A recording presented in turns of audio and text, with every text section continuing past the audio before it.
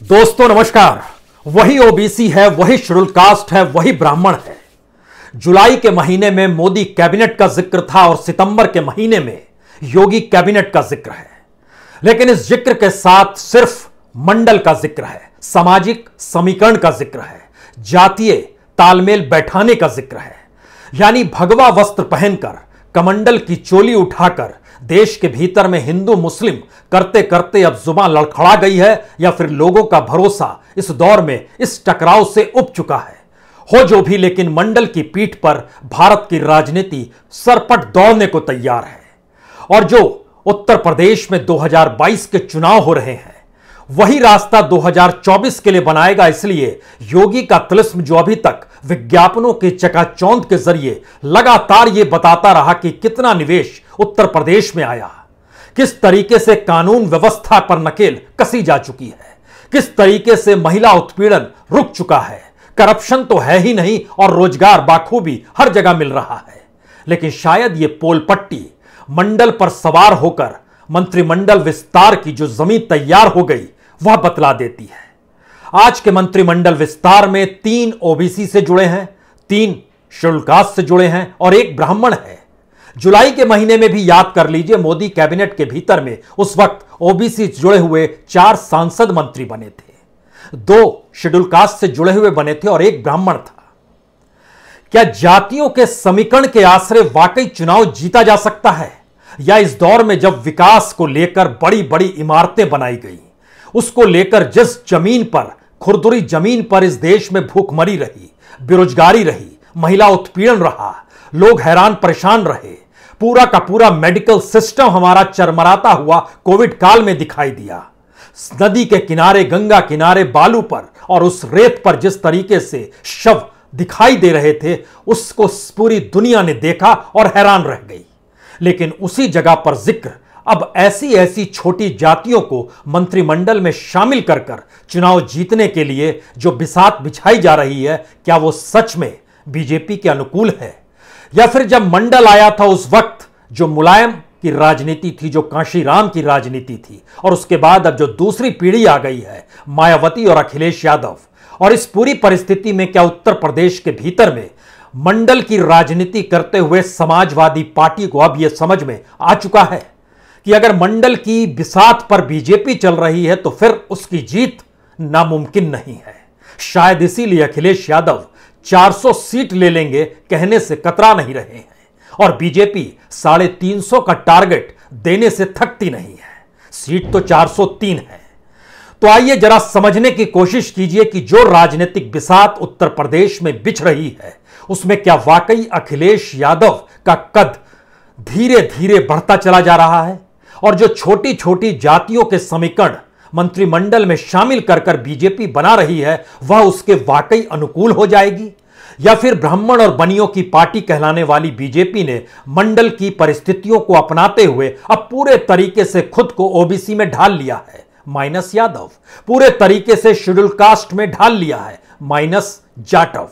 लेकिन क्या यह वाकई सब कुछ नोटिफिकेशन जारी होने के 4.5 महीने पहले की कवायद कोई रंग दिखा पाएगी, या एक ऐसा दांव है जिसमें जब शह की स्थिति आ गई है और मात से बचने के बीच का जो वक्त है, उसे टालने की कोशिश है, उसे बिताने की चाहत है? कई सवाल इसके भीतर छुपे हुए हैं। हर कोई जानता है 2022 में अगर उत्तर प्रदेश में बीजेपी जीत जाती है तो ताज योगी के सर पर पहनाया जाएगा। यानी नरेंद्र मोदी और अमित शाह दिल्ली से बैठकर जिस सोशल इंजीनियरिंग को उत्तर प्रदेश में कर रहे हैं, उनके अनुकूल परिस्थितियां 2024 में जीत जाएं, यह उनकी मजबूरी है, वह योगी को जिता दे। लेकिन योगी को ना तो मुख्यमंत्री बनाने के पक्ष में कभी नरेंद्र मोदी और अमित शाह रहे, और हटाने के पक्ष में वह खुलकर रहे, लेकिन योगी अड़ गए। यानी जिस दौर में समूचा गुजरात का मंत्रिमंडल बदल दिया गया, जिस दौर में पंजाब में मुख्यमंत्री बदलकर दलित मुख्यमंत्री बनाकर कांग्रेस ने एक ऐसा दांव चल दिया जिसने भारत की राजनीति में, उस सामाजिक समीकरण और मंडल की राजनीति में दलित को सबसे सामने लाकर खड़ा कर दिया, क्या उसकी बेचैनी है? गुजरात और पंजाब ही क्यों, उत्तराखंड में भी मुख्यमंत्री बदल दिया गया। तो क्या यह मान लिया जाए कि जिसके पास सत्ता होती है, अगर वो मंत्रिमंडल चुनाव से ऐन पहले बदल दे तो वो राहत की सांस ले सकता है या फिर जीत सकता है? इन दोनों सवालों के बीच चलने से पहले कुछ सवाल और भी हैं, क्योंकि आज जिन 7 लोगों को मंत्रिमंडल में शामिल किया गया है उसमें कैबिनेट स्तर का रैंक जिन्हें दिया गया है वो जितिन प्रसाद है, शाहजहांपुर से आते हैं, कांग्रेस में रह चुके हैं। कांग्रेस के भीतर उनकी पहचान कभी भी ब्राह्मण नेता के तौर पर नहीं हुई।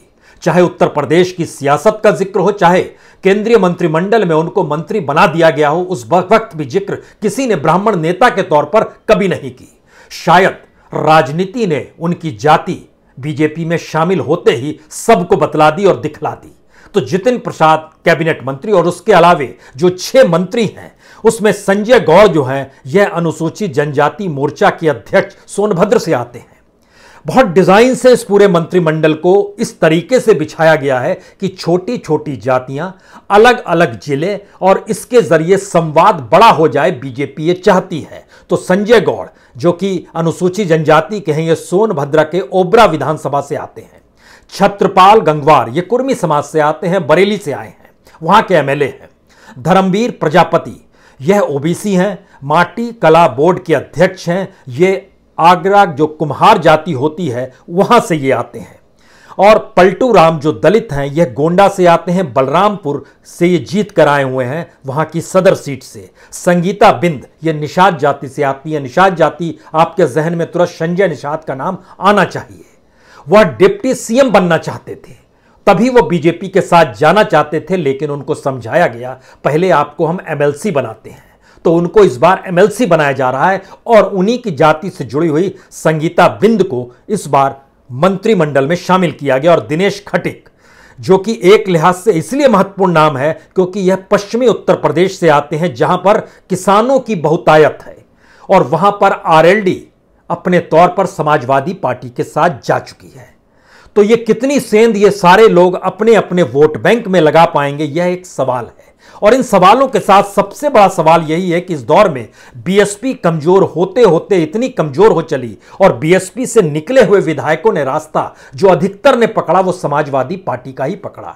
जरा कल्पना कीजिए कि 18 विधायक होते थे बीएसपी के पास 2017 में और 2021 में 12 विधायक उसका साथ छोड़ चुके हैं। वो एक लंबी फहरिस्त है और यह भी समझिए हर किसी ने रास्ता समाजवादी का पकड़ा है। तो इसका मतलब है कि अगर जातीय आधार पर उत्तर प्रदेश के चुनाव 2022 में होने हैं तो फिर बीजेपी का चुनाव जीतना मुश्किल हो जाएगा। हां, अगर इसके पीछे गवर्नेंस होती, इसके पीछे बाहुबल, धनबल, मशीनरी का इस्तेमाल होगा तो बीजेपी जीत रही है। लेकिन जैसे ही सिर्फ जातियों के समीकरण की परिस्थितियों को समझेंगे तो फिर बीजेपी के लिए एक मुश्किल सबब है, क्योंकि समाजवादी पार्टी के पास बीएसपी से निकले हुए भी विधायक आ रहे हैं। और कोई भी अगर आज की तारीख में पूछे कि बीएसपी के पास कौन है तो आप सिर्फ 2 ही नेता का नाम ले पाएंगे, एक दलित मायावती हैं और दूसरे ब्राह्मण सतीश चंद्र मिश्रा हैं। तीसरे का नाम आप लेने में हकलाने लगेंगे। लेकिन इसका एक अपना वोट बैंक है जो कांशीराम ने अपने संघर्ष के जरिए एक राजनीतिक जागृति पैदा की थी। अलग अलग समाज में बिखरी हुई जातियों के बीच वह एकजुटता के साथ खड़ी और उसमें खास तौर से जाटव वोट बैंक एकजुट है। अब यहां से सबसे बड़ा सवाल होता है कि जिन छोटी छोटी जातियों को समेटकर बीजेपी अपने साथ ले पा रही है, क्या वाकई वह इस दौर में जो तिलिस्म गायब हुआ योगी का, यानी गवर्नेंस फेल, कानून व्यवस्था को लेकर सवाल, महंत की जांच भी अपने पुलिस से नहीं करा के सीबीआई को सोचने की परिस्थिति में खुद मुख्यमंत्री 24 घंटे के भीतर आ गए। इसका मतलब है कि अपनी जांच प्रक्रिया को लेकर उनके भीतर बेचैनी हो या ना हो, लेकिन किसी भी तरीके का इस दौर में कोई दाग धब्बा वह अपने वस्त्र पर लेना नहीं चाहते हैं, जो संयोग से सफेद नहीं भगवा है। और भगवे की परिस्थिति के साथ कमंडल की राजनीति जुड़ी है और आरएसएस की विचारधारा इस दौर में गायब हो गई है। आरएसएस ना तो रेफरी है ना विचारधारा के साथ खड़ा है। वो सिर्फ इतना जानता था कि अगर योगी आदित्यनाथ अड़ गए हैं, वो गुजरात के रूपाणी नहीं है, वह ना तो रावत है उत्तराखंड के, तो इन परिस्थितियों में योगी आदित्यनाथ चैलेंज है नरेंद्र मोदी के लिए। और आरएसएस एक बड़े कैनवास में 2024 भी देखना चाहता है, जो उत्तर प्रदेश से अगर रास्ता नरेंद्र मोदी और अमित शाह की मजबूरी है कि अगर दिल्ली की सत्ता 2024 में बरकरार रखनी है तो उत्तर प्रदेश जीतना है और उसके बाद गुजरात जीतना है। तो गुजरात में पूरा मंत्रिमंडल बदल दिया गया, लेकिन उत्तर प्रदेश में योगी अड़ गए तो किसी की हिम्मत नहीं पड़ी, क्योंकि आरएसएस पीछे खड़ी थी। और आरएसएस के पीछे खड़े होने का मतलब है कि आरएसएस के भीतर अभी भी इस बात की महक और खुशबू है कि वह एक वक्त आरक्षण का विरोध किया करती थी। वह ब्राह्मण और बनियों की पार्टी थी, इससे इनकार बिल्कुल नहीं है। लेकिन इस दौर में जो खुली बाजार आ गया, खुल के बाजार की अर्थव्यवस्था ने इस देश में व्यापारियों के सामने संकट शुरू कर दिया जो कुछ नहीं कह पाए।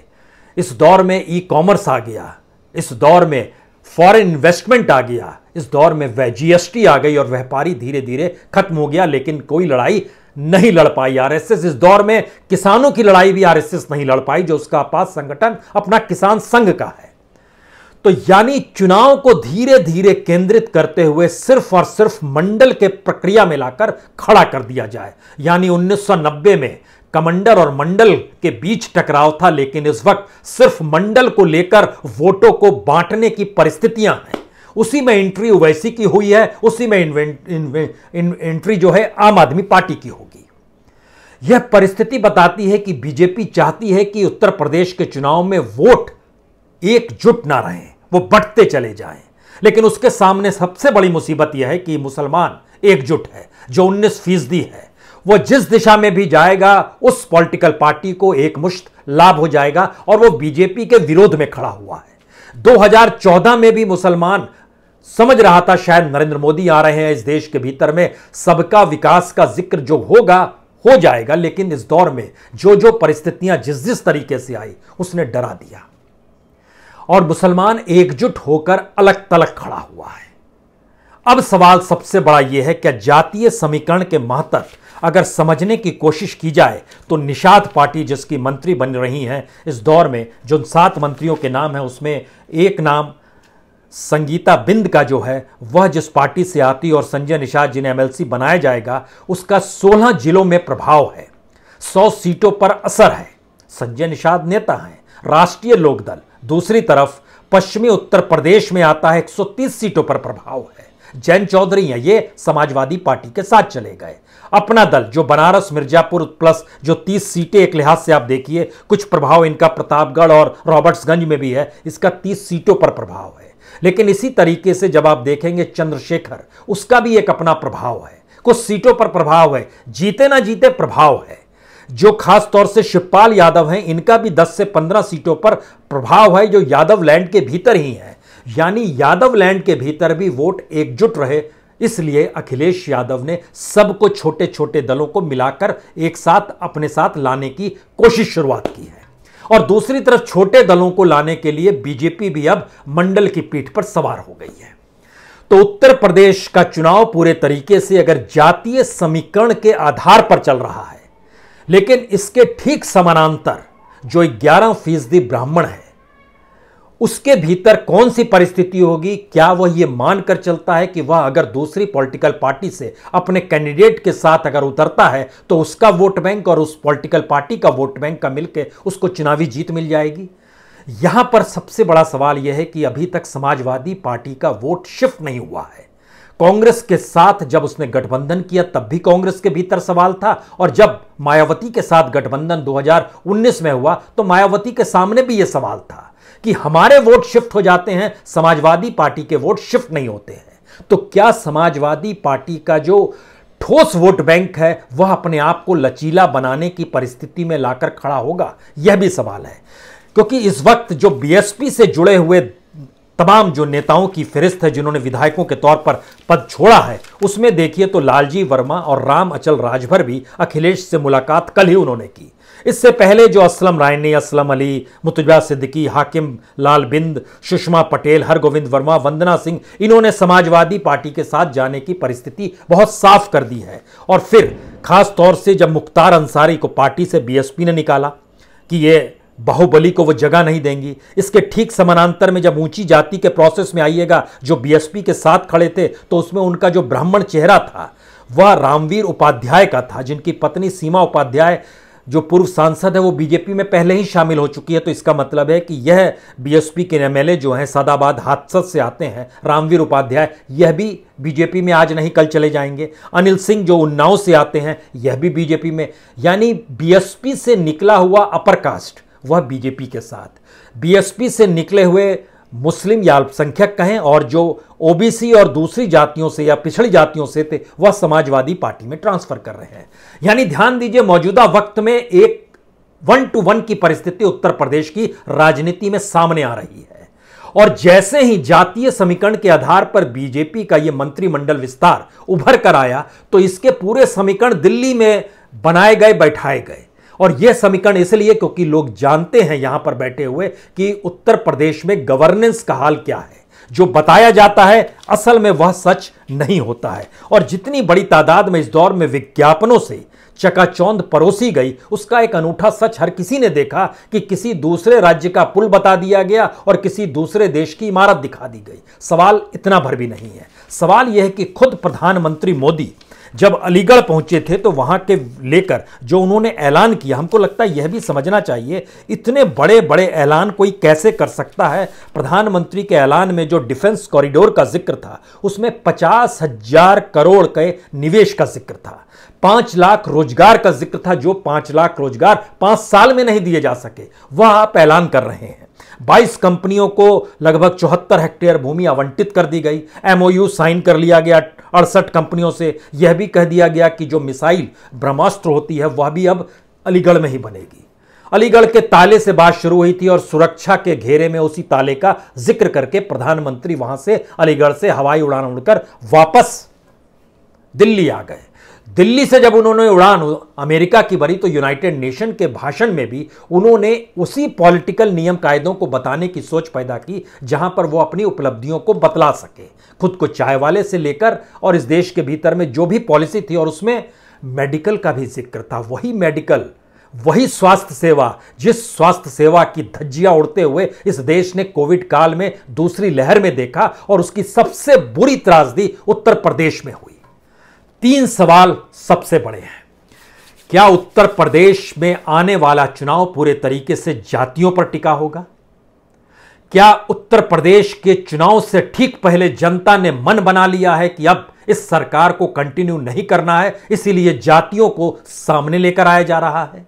और तीसरा बड़ा सवाल है कि 4.5 बरस तक उत्तर प्रदेश में जो गवर्नेंस रही और जो योगी आदित्यनाथ का ऑरा रहा, वह 4.5 बरस में ध्वस्त हो चला और दिल्ली अब अपने हाथ में सोशल इंजीनियरिंग के नाम पर या मंडल के नाम पर या सामाजिक समीकरण के नाम पर जब चीजों को हाथ में ले रही है, तो यहीं से उत्तर प्रदेश की राजनीति में जातीय आधार पर राजनीतिक करने वाले राजनीतिक दलों को ऑक्सीजन मिल जाती है और यही समाजवादी पार्टी के ऑक्सीजन का काम करेगी।